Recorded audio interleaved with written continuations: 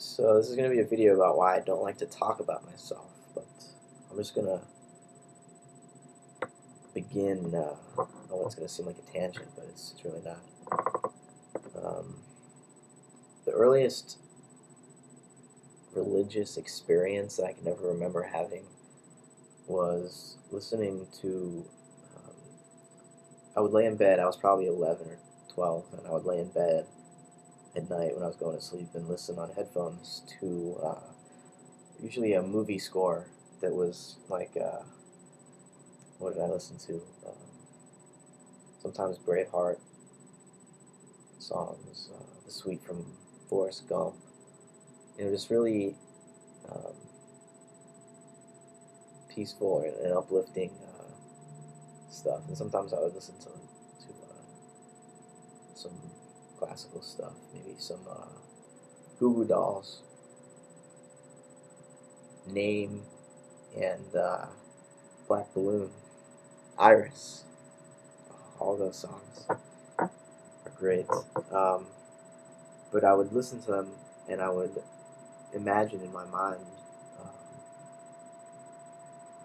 leaving my body and floating up through my roof and seeing, the whole state of Florida and then the whole Earth and then the solar system and the galaxy and just moving out and out and seeing all the rest of the galaxies. And eventually I would be going through this extraction from my body for so long I would just start to, my eyes would well up and I would start to tear, and it was like a feeling of bliss. I mean, it wasn't sadness. No, I was just trying to express something that I didn't know how to express in any other way. Um, but anyways, the reason I bring that up first is I think I've always had identity issues. I've always been unsure who to be because I've always been more of an observer than a participator. Even though most of the philosophical positions that I like and that I take are about uniting knowledge and action, it's really because I myself have a very intimate understanding of that conflict, I think. Because um, sometimes I feel like I'm just witnessing life as nobody in particular.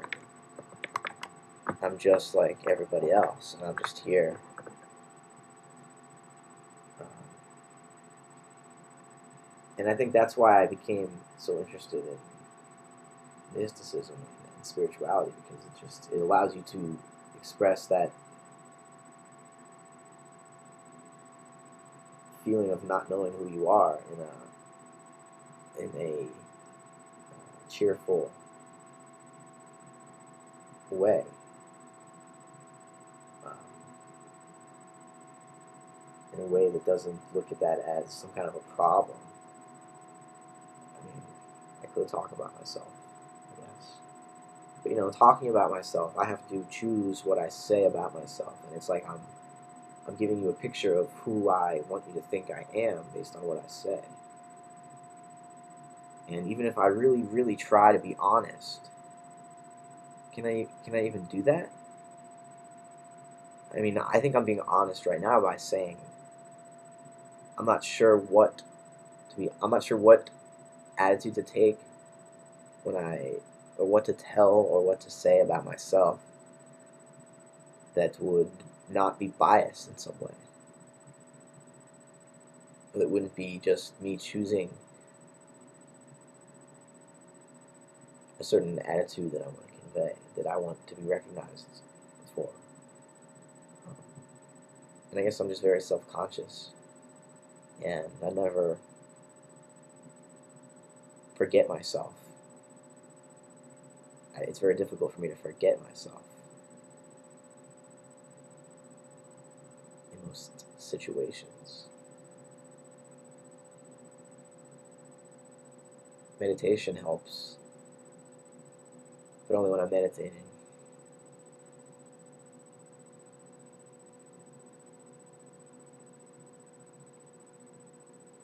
I have to write a 10-page autobiography for my graduate school application. I don't know what the fuck I'm gonna say. I have to make up a life story. I mean, I have a life story, but I've never told it. Uh, so I have to look back. I have to re-experience it in memories and try to form some coherent, stream of development or something like that. You know, but I know I'm just going to be picking out what I think is the most flattering line of development that I want to reveal, and not the one that actually occurred. And I don't think there's anything I can do about that.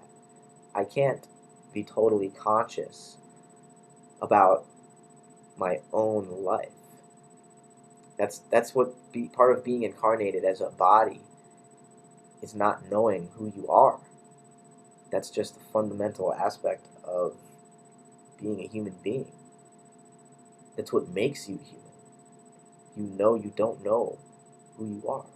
That's why there's all this war and confusion, because we're unable to grasp that. We want to know who we are, so we're willing to destroy each other to attain that perfect idea of who we want to be. Because that's all we can ever do, is attach ourselves to an idea of who we are and believe in it fervently, but it never stays. It's always being torn down.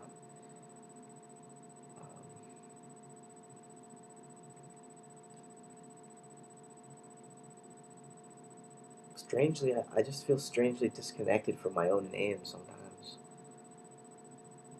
Matthew. It's such a common name too. It's like, what does it really mean? It's every seventh person has the same name as me. I don't know. Just putting thoughts out there.